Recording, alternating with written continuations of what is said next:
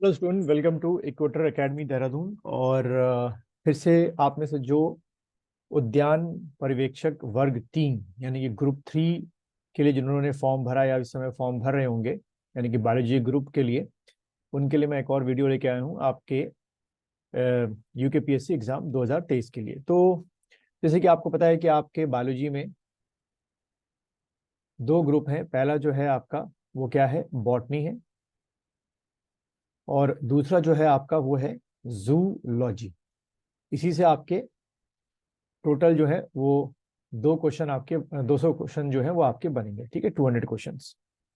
अभी देखें तो हम लोग जो इस वीडियो में जो मैं टॉपिक ले रहा हूँ वो आपके जूलॉजी का theories of origin of life and organic evolution जो आपका चैप्टर है या टॉपिक है, उससे मैंने ये टॉपिक जो है बनाया है, जिसमें से 1 या 2 क्वेश्चन आपके बन सकते हैं। ठीक है, तो ये कहानी देखें तो पहाड़ी कहानी लिखी कि we look at star on a clear night sky. ठीक है, ये पूरी एक फिलॉसफी कहानी है कि भाई लाइफ जैसे हमारे यहाँ वैसे लाइफ बाहर यूनिवर्स में भी एग्जिस्ट करती होंगी। ठीक है, ये माना गया है। और origin of life is considered as unique event in history of universe. खाली शायद हमारे यहाँ ना होके यूनिवर्स में कई जगह ऐसे लाइफ जो है या ओरिजिन ऑफ लाइफ जो है ऐसे हुआ होगा। ठीक है, ये मान के चलते हैं। The universe is very old, almost 20 billion years old. ठीक, तो ये डेटा आपके काम आ सकता है। यानी कि पहला आपका एक एमसीक्यू क्वेश्चन आ सकता है कि जो यूनिवर्स है उसे कितना पुराना माना जाता है। ऑप्शन में होगा 15 बिलियन ईयर्स या 20 बिलियन ईयर्स या 30 बिलियन ईयर्स, कुछ इस तरीके से। फिर अगला अगला पॉइंट अगर हम देखें, Galaxy contain stars and clouds of gas and dust. ठीक है, जैसे कि आप कई बार जो हबल टेलीस्कोप है उनकी जो इमेजेस हैं जब देखते हैं तो आपको दिखाई पड़ता है। फिर अगला पॉइंट यहाँ से देखिए, the big bang theory attempt to explain to us origin of universe. तो यहीं से एक और हमारा क्वेश्चन बन गया, सेकंड क्वेश्चन हमारा, कि जो बिग बैंग थ्योरी है उससे क्या चीज एक्सप्लेन करने की कोशिश की गई थी या कोशिश की जा रही है। तो ओरिजिन ऑफ यूनिवर्स को जो है एक्सप्लेन करने की कोशिश की जा रही है। एंड बिग बैंग थ्योरी में क्या हुआ, किस चीज की बात हुई है, it talks of a singular huge explosion, universe में हुआ होगा बहुत पुराने टाइम पर। Unimaginable in physical terms, the universe expanded and hence the temperature came down.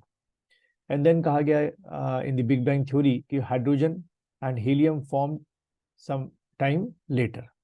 तो यहाँ से थर्ड क्वेश्चन आपका बन सकता है कि जब आपके ह्यूज एक्सप्लोजन हुआ उसके बाद सबसे पहले कौन से आपके जो एलिमेंट्स थे वो बने थे, तो हाइड्रोजन हीलियम जो है बनना शुरू हुए थे।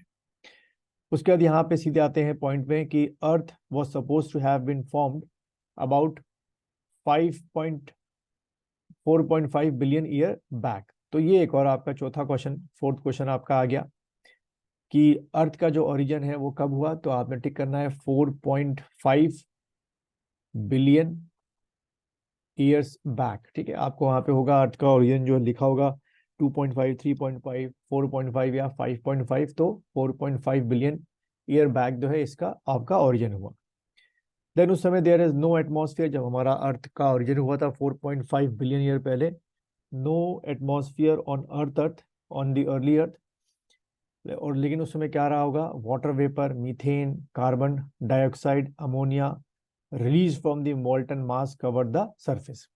तो ये आपका एमसीक्यू क्वेश्चन ये वाले पार्ट से बन सकता है कि जो अर्ली अर्थ था, ठीक है, ये अर्ली अर्थ का जो एटमॉस्फेयर रहा होगा उसमें क्या क्या था, वाटर वेपर था, याद करते जाओ, मीथेन था, कार्बन डाइऑक्साइड, अमोनिया। ठीक, और ये सब आए कहाँ से, मॉल्टन मासेस से आपके आए। Then UV rays from the sun broken up water into hydrogen and oxygen and the lighter hydrogen escaped. यानी कि with the help of the ultraviolet rays जो है धीरे धीरे हाइड्रोजन जो एलिमेंट है और जो ऑक्सीजन एलिमेंट है उनका बनना जो है वो शुरू हुआ। The ozone layer was form, और फिर आपकी क्या बननी शुरू हुई, ओजोन लेयर हुई।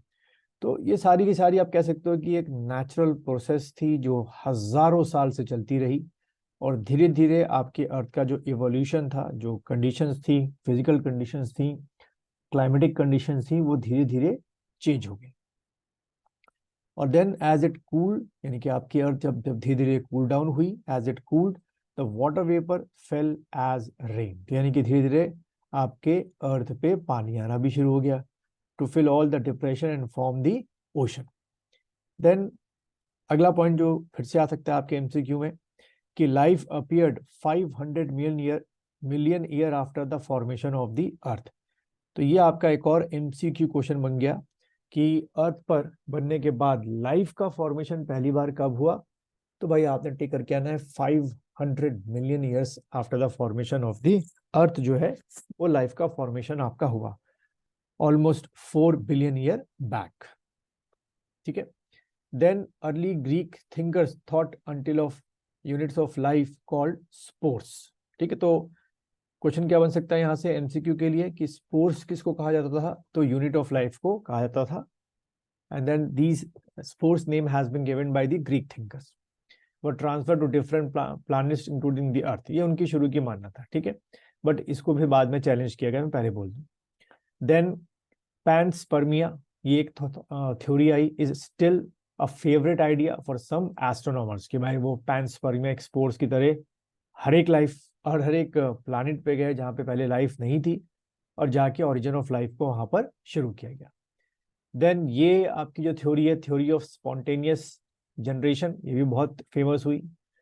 Then Louis Pasteur by careful experimentation demonstrate that life comes only from pre existing life. ठीक है, तो ये आपका एक एमसीक्यू क्वेश्चन बन सकता है किस तरीके से कि हु गेव द थ्योरी कि लाइफ एग्जिस्ट या life comes after the pre existing life. तो भाई आपने टिक करना है लुइस पास्चर ने।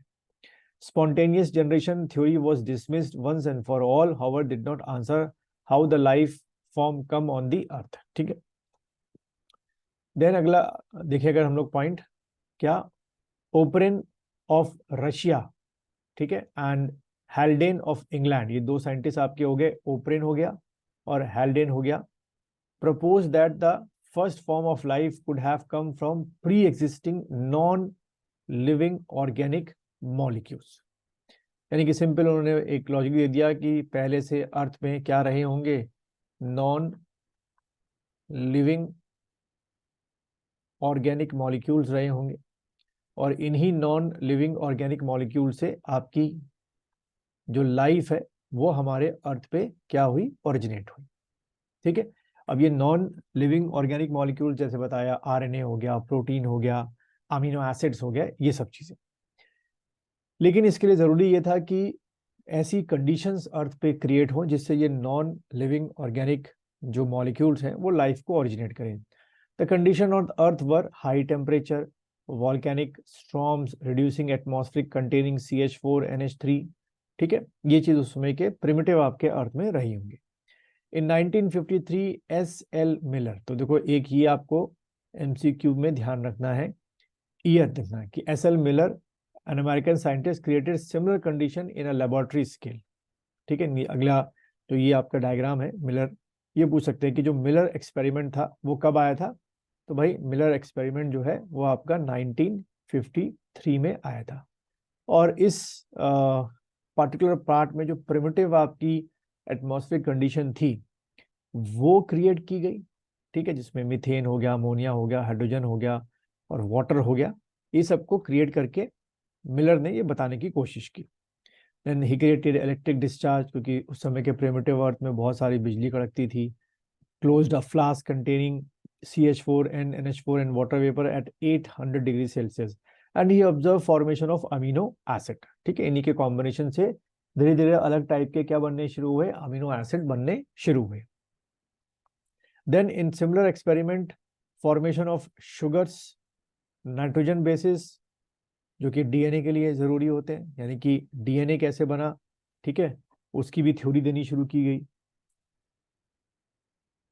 देन उसके बाद एनालिसिस ऑफ मेट्रॉइड्स कंटेंट, जो कि अक्सर प्रिमिटिव अर्थ में और आज भी अर्थ में हमारे आते रहते हैं मेट्रॉइड्स बाहर से, revealed similar compound indicating that similar process are occurring elsewhere in the space. यानी कि लगातार स्पेस में ये जो नॉन आपके लिविंग ऑर्गेनिक मैटर हैं ये घूमते रहते हैं, किसी न किसी प्लानिट पे जाते रहते हैं, फिर वहां पे ऐसी एटमॉस्फेरिक कंडीशन बनती है जिससे कि लाइफ का वहां पे ओरिजिन हो जाता है। Then there has been a gradual evolution of life forms. हर जगह जब शुरुआत होती है तो ऐसी आपकी लाइफ फॉर्म धीरे धीरे क्या होती है, सिंपल से पहले सिंपल फॉर्म में होगी और सिंपल से किस में बन जाती है आपकी कॉम्प्लेक्स फॉर्म में क्या होती रहती है आपकी चेंज होती रहती है। ये भी आपको ध्यान में रखना है, ठीक है। Those characters which enable some to survive better in natural condition like climate, food, physical factors would outbreed other that are less induced. वही जो हम लोग कौन सा हम पढ़ते हैं सर्वाइवल ऑफ द फिटेस्ट वाला कॉन्सेप्ट जो है वो यहाँ पर समझाने की कोशिश की गई है कि वही उस एटमॉस्फेयर में सर्वाइव हुआ जो चेंजिंग एनवायरनमेंट के साथ जिसने अपने अंदर क्या किया हो, चेंज किया। और लगातार आपको चेंज करना भी होता है क्योंकि लगातार एनवायरनमेंट जो है चेंज होते रहते हैं। The fitness according to Darwin refers ultimately and only to reproduce fitness. Then he called it natural selection and implied it as mechanism of evolution. तो क्वेश्चन क्या आएगा कि इवोल्यूशन का मैकेनिज्म जो है वो क्या माना जाता है, तो नेचुरल सिलेक्शन को माना जाता है। Let us also remember that Alfred Wallace naturalist who worked in Malay, ठीक है, एक आइलैंड है, also come to the similar आपका कंक्लूजन कि नेचुरल सिलेक्शन ही एवोल्यूशन को क्या करता है, प्रमोट करता है। देखो क्वेश्चन यहाँ से कैसे बनेगा आपका एमसीक्यू में, एमसीक्यू में क्वेश्चन इस तरीके से बनेगा कि इवोल्यूशन के लिए इन चारों में से कौन सी चीज जो है प्रोवोक का काम करती है या बेस है, तो नेचुरल सिलेक्शन है, ये आपको याद रखना है। और इससे नए टाइप के क्या बनते हैं, इवोल्यूशन से आपके ऑर्गेनिजम्स बनते हैं और ये ऑर्गेनिज्म या living beings are able to survive in what, in very harsh और चेंजिंग कंडीशन। ये भी आपको ध्यान में रखना है। Then evidence that evolution of life forms and indeed take place on earth has come from many quarters। वो आता रहा है, जैसे हम उसको रॉक्स में देखते रहे कि लगातार इवोल्यूशन हुआ है, प्रिमिटिव या फॉसिलाइज्ड एनिमल्स मिले हैं, सेडिमेंट्स में देखते रहे हैं, डिफरेंट एज की रॉक्स में पता चला है क्योंकि उसमें अलग अलग हमें क्या मिले हैं, एनिमल्स या प्लांट्स मिले हैं जो कि उस समय रहा करते थे बट अब सर्वाइव नहीं कर पाए according to the changing environment, ठीक है। A study of fossil in different sediment layers indicate the geological period in which they exist. वही चीज को दिखा रहे हैं कि एवोल्यूशन हुआ है, बहुत बुरी तरीके से हुआ है। ऑल दिस कॉल्ड पैलिटोनोलॉजिकल एविडेंसेस, ठीक है। Comparative anatomy and morphological show similarities and difference among organisms of today and those that exist year ago. For example, whale, bat, cheetah, human share similarity in the pattern of bones of forelimb। भाई तभी वो क्या कर गए हैं, आज तक survive आपके कर पाए हैं, ठीक है। और इसी तरीके से ये वर्ड आपके आ गए क्या, होमोलोगस, ठीक है। होमोलोगस वर्ड जो है यहां से आपका आ गया, ठीक। होमोलोगस वर्ड को समझे क्या चीज है, इन दीज एनिमल जो भी मैंने पीछे बताया आपको, जैसे कौन से आपके ये जो पढ़ रहे थे आप, whale, bat, cheetah and human, इनकी जो हड्डियां हैं जैसे humerus, radius, ulna, carpals, metacarpals and phalanges in their forelimbs, आगे के हाथ में, has same structure development along the different direction, ठीक है। यानी कि जो फोर लिम्स हैं, आम भाषा में बच्चों क्या बोलूं, जैसे आगे का हाथ हो गया, बर्ड्स में फ्लाइंग के लिए हो गया, चीते में उसकी फोर लिम्ब की जो कैपेसिटी है भागने के लिए बहुत अच्छी है, हम ह्यूमंस में उसका जो फोर लिम्ब यानी हाथों की जो जो एफिशिएंसी है वो किसी और काम के लिए अच्छी तरीके से लिखना हो गया, कुछ बारीक काम करना आपका हो गया। दिस डाइवर्जेंट जो ये जो डाइवर्जेंट हुआ है, एक ही चीज का अलग अलग जो क्या है डाइवर्जेंट है, अलग अलग तरीके से उसका यूज हो रहा है, and this structures are called homologous, ठीक है। यानी कि अगर आप बैट की दोनों आगे की जो पंख बने उनकी हड्डियों को देखो, चीता की हड्डियों को देखो आगे के, इस समझाने के लिए बोल रहा हूँ, तो आपको एक ही स्ट्रक्चर्स मिलेंगे उसमें, humerus, radius, ulna, carpals, metacarpus और phalanges. Homology indicates common ancestors, ये एक फायदा हमको मिला होमोलोगस को समझने के बाद कि भाई हम सब का पीछे की तरफ एक ही क्या रहा होगा, एंसेस्टर रहा होगा। लेकिन ड्यूरिंग द एवोल्यूशन, जब भी मैं बच्चों एवोल्यूशन बोल लूं तो आपको मानना है कि चेंजिंग द इन्वायरमेंट और चेंजिंग में जो सर्वाइव कर गया उसके बारे में बात कर रहे हैं। देन अगर हम और इसमें ले, other example are vertebrate, hearts और ब्रेन्स, वो भी ऐसे ही हैं। In plants also the thorn and tendrils of bougainvillea and cucurbita represent homology, ठीक है। इन दो प्लांट में भी होमोलॉजी मिलती है, ठीक। तो बस ये आपको ध्यान में रखना है, ठीक है। और यहाँ पर भी वही चीज को बताया गया कि कैसे पोल्यूशन या चेंजिंग एनवायरनमेंट में होमोलॉजी शो करती है कि कैसे हमारा रेडिएशन मतलब हम लोग वो हुए, ठीक है। अब एक और हम देख लेते हैं वर्ड आपका जो एग्जाम में आ सकता है, एडॉप्टिव रेडिएशन। ठीक है, ये क्या चीज है? Process of evolution of different species in a given geographical area starting from a point and literally radiating to other areas of geographically यानी कि habitat is called adaptive radiation. ठीक है, एडॉप्टिव रेडिएशन को आप ऐसे समझ लो जैसे कि मर्सुपियल आपके हैं रेडिएशन। अब ये सारे के सारे आपके क्या हैं? आपके मैमल्स हैं, लेकिन धीरे धीरे ये क्या हो चुके हैं? अपने जोग्राफिकल एरिना के अकॉर्डिंग वहां में अपने शरीर में क्या कर चुके हैं? बदलाव कर चुके हैं। तो उसको हम लोग क्या बोल दिया? मर्सुपियल रेडिएशन। ठीक है, इसमें और देखें, Darwin finches represent one of the best example of this phenomena. Another example is Australian marsupials. A number of marsupials, each different from other, जैसे कि वो डायग्राम में था, evolved from an ancestor stock, same से हुए, but all within the Australian island continent. When more than one adoptive radiation appear to have occurred in an isolated geographical area, one can call this convergent evolution. ठीक है, बस